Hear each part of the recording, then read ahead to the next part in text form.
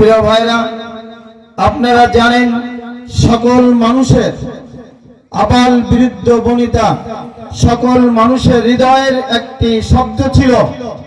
সে শব্দটি হলো যে এই জগদ্দল পাথর আমাদের বুক থেকে কবে আল্লাহ সুবহানাহু ওয়া তাআলা সরিয়ে একটা স্বাধীন একটা পূর্ণভূমি আমাদেরকে দান করবেন, সেই অপেক্ষায় ছিল।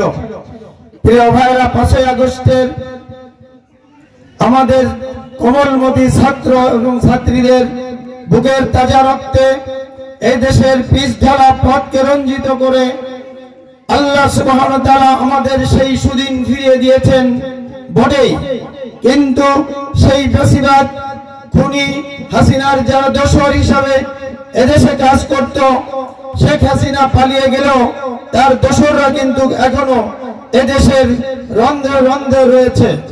প্রিয় ভাইরা, আমাদেরকে যদি আজকের সেই স্বাধীনতা উপভোগ করতে হয়, যদি আমাদের জীবনী শক্তিকে উদ্ভাসিত করতে হয়, তাহলে আমাদের সামনে আল্লাহ সুবহানাহু ওয়া তাআলা যে কথাটি বলেছেন, ওয়াতাসিমু বিহাবলিল্লাহি জামিআও ওয়া লা তাফাররাকু, তোমরা সকলে ঐক্যবদ্ধভাবে আল্লাহর রজ্জুকে আঁকড়ে ধরো এবং পরস্পর বিচ্ছিন্ন হয়ো না।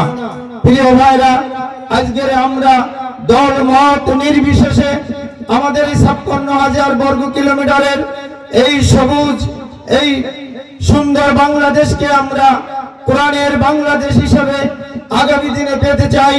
আর তার জন্য আমাদের যে কাজটি করা প্রয়োজন সেটা হলো প্রত্যেকটি জায়গা থেকে অসৎ, দুর্নীতিবাজ, ক্ষুধাবিমুখ নেতৃত্বকে চিরতরের জন্য বিদায় করে এখানে আমাদের সৎ, যোগ্য এবং ক্ষুধাবিমুখ নেতৃত্ব প্রতিষ্ঠার মাধ্যমে আমাদের এই সুজলা সুফলা দেশকে, আমাদের প্রিয় মাতৃভূমি বাংলাদেশকে আমাদের স্বাধীনভাবে রক্ষা করতে হবে।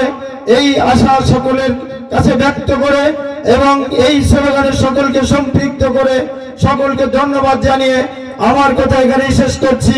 আসসালামু আলাইকুম ওয়া রাহমাতুল্লাহি ওয়া বারাকাতুহু।